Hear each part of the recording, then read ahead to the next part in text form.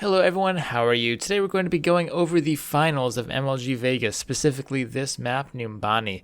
And this is EnVyUs versus Faze, for those of you who don't know. And Faze is going to be attacking. Right now they're running a triple tank. Well, both of these teams are running a triple tank lineup. Although if you look at Team EnVyUs, they're relying almost entirely on their soldier as far as DPS goes here. Because they are in fact running quadruple tank with only the one healer, the one Ana. And so taking out the soldier is going to be absolutely key for Faze here. And they are running triple tank with two supports. They're running the Lucio on attack for the speed boost. But Faze obviously doesn't know what EnVyUs has right now, so they're just running default. So here they come. Genji bursts out and takes a lot of damage initially, but it looks like he stays alive. Oh, he gets hooked though by Taimu on Roadhog, so they're down a Genji right now, and that's pretty much it. I don't think that Faze can push after kind of a sloppy push out. They said, okay guys, let's go, and then the Genji was like, yeah, I'm totally into it. Shadowburn was like, yeah, let's go kill him, and then the rest of the team, the rest of Faze just sort of chickened out, got scared, stayed in the doorway, and there's no way to take a point. But now, so they know what EnVyUs has now. They know that EnVyUs has this quadruple tank with one healer with the solo soldier carry thing going on. A dive comp is actually quite strong against this because dive the Ana, kill her, no more healers. That's instant winning the team fight. Dive the soldier, kill him. That's the easier thing to do because he's out isolated up on the catwalk back there. Then you instantly win the team fight. So I would expect Faze to go more of a divey sort of composition here because they had the Genji before and maybe they would go more into it. Now they know that there's just this solo soldier thing going on. But instead, they go even deeper into the tanks because they were already pretty deep into the tanks because they were running this before. But Shadowburn switches off onto the D.Va. So they now have no damage, no real dive potential. I mean, yeah, the D.Va can dive, quote unquote, but it's not too much. So this soldier pretty much going to have free reign. He's going to have no problem. In fact, he doesn't care at all. He's just standing up here. Well, you'll see when the camera pans again. He's just standing back there on the catwalk. Absolutely no problem. So now Faze is going to dive out again. And a nice push by the D.Va, which kind of interrupts their push out a little bit. And we see again, just the soldier is going to tear him up, and no one can kill him because they're all just tanks. Now you could have the D.Va go up there and harass him. You could have the Roadhog try to hook him. So they do actually have options. The soldier probably shouldn't be able to just stand up here brazenly, not caring about anything. But there is really absolutely no reason for Faze to be running quadruple tank right now. It makes no sense. It doesn't do anything for them. So you can see the soldier's literally just standing here, killing everyone from behind. Just doesn't care about anything. He literally has, like I said, free reign at this point. No one's caring about him. Finally, the D.Va actually dives on him and kills him very easily, in fact. So really, the soldier is in a very vulnerable position. If even just a single D.Va can go up there and casually, kill him, then imagine if there was an actual dive thing going on. Imagine if they had a Genji. Imagine if they just had another DPS. Imagine if they had a soldier of their own, or maybe a Widowmaker or something. Anything to kill the soldier. It wouldn't be bad, right? It would be definitely a lot better than at least one of these tanks. But because they kill the soldier, we see they actually get in. Like the moment they kill the soldier, it's no problem. Even though they were already down at the start of the fight, they managed to get in. But it looks like we're being a little dicey here. We have some kills come out for Envy, and even though they get Graviton Surge, they managed to live because they had the Reinhardt shield up, and Faze had no way of really dealing with the Reinhardt shield. So Faze is actually going to be pushed back. But they came into that fight, and it was already a 5v6. Faze was already down one man.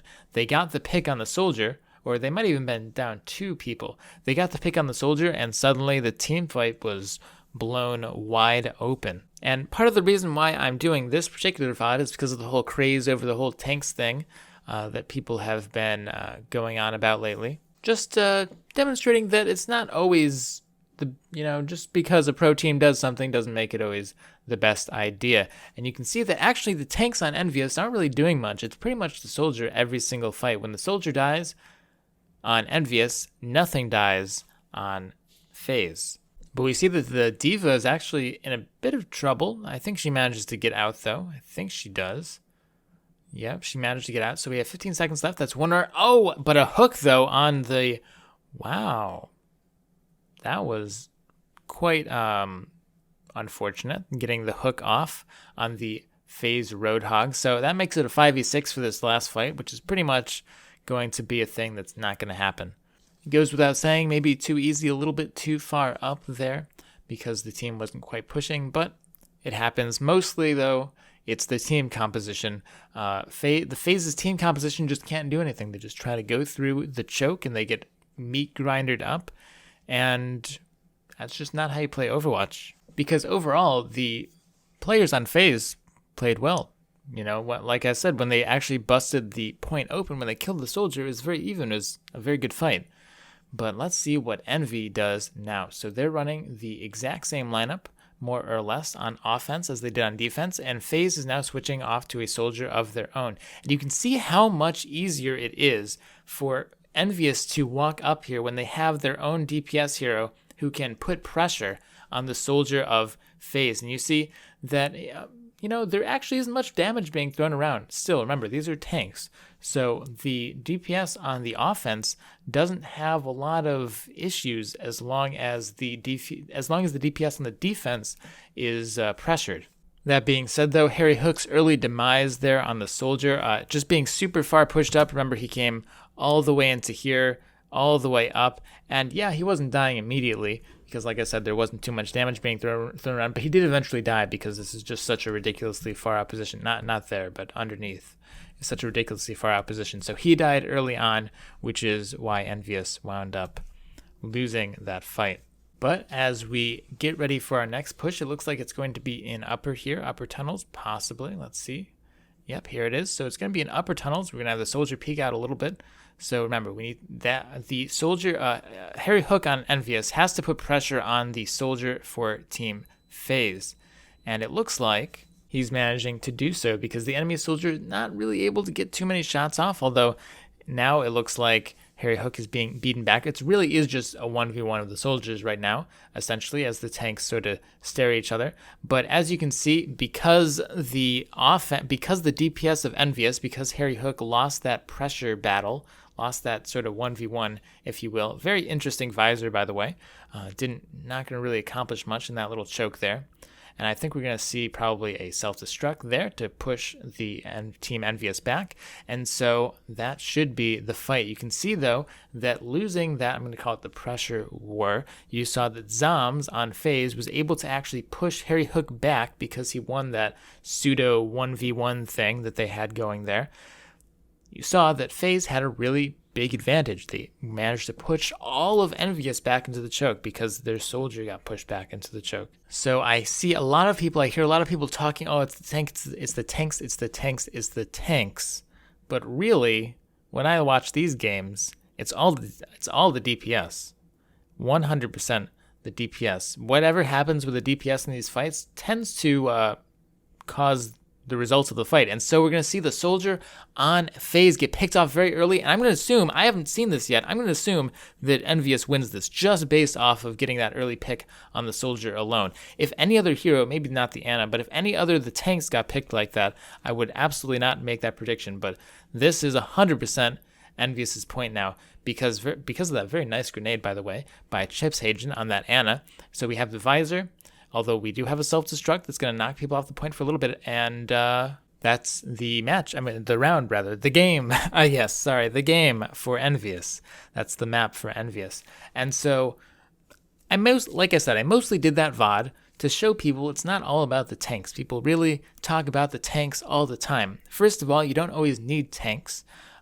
Just because pro teams like Faze in the finals of a giant LAN are playing quad tank doesn't mean you should play quad tank. I know how crazy that sounds. But you could see from those games that really the fate of the DPS in every single one of those fights is 100% the deciding factor every single time. And I think that the issue that teams have with multiple DPS heroes right now. I think. This is just me thinking. This is not a 100% proven fact. But DPS heroes are inherently less reliable than tanks. You have the aim factor. You're squishier. You can be blown up like you saw. Faze's soldier right there just got absolutely blown up. So when you have these high pressure, long format tournaments where you have to play a lot of games, that inconsistency, because remember, this is still a pretty new game, that inconsistency will kill you eventually, because no team right now is good enough to consistently run more than one DPS and have them always do their job correctly every single time without screwing up. Because when one of your DPS dies, which is very easy, there's problems. When you run the tanks, they're very consistent. Like I said, over these long tournament formats where you have to play many, many games, you know that your tanks aren't really going to ever perform any differently. They pretty much perform the same. As we've seen every single fight, these teams, these tanks play out the exact same way, regardless of what really happens, because it's not a very difficult thing to coordinate. I don't want to say it's not skillful.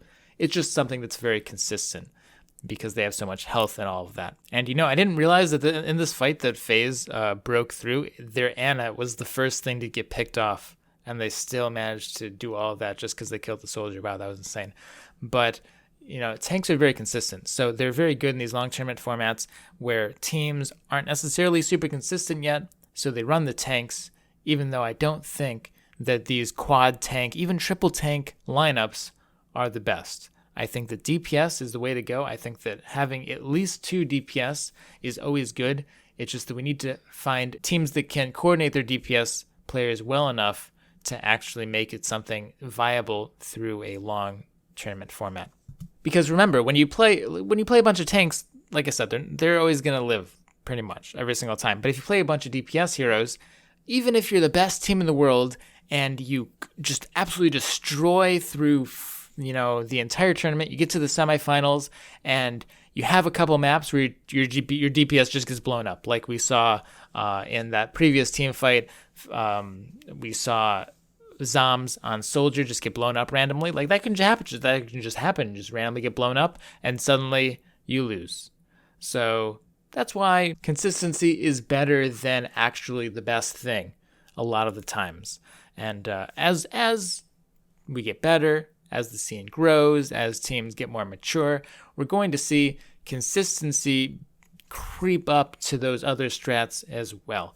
So this is basically another triple tank meta, whatever, blah, blah, blah, tank meta video. And I'm going to say it again. We just have to kind of let it mellow out. Sure, you can patch it, you can do whatever, but the community just has to mature enough. Because that's why I think triple tanks are running the meta right now, just because the game isn't mature, the teams aren't consistent enough, and it's just way more consistent than anything out there. So let me know what you think about the tank meta. We already had another video about it, but now that you've kind of seen this game, seen my perspective a little bit more, remember this is the finals of MLG Vegas, one of the biggest LAN tournaments we've had so far. Let me know what you think, and as always, leave a like if you liked it, which I hope you did. Stay positive. But what I say is not gospel here, by the way, guys. All right? It's just this is my experience from having played every single competitive game ever since I was 12, 11, 10, 9, I don't know, really, really young, following the tournament scene. This is always how games develop, and I feel like Overwatch is not going to be different. So, as I was saying, stay positive, and have a great day. Peace out, guys.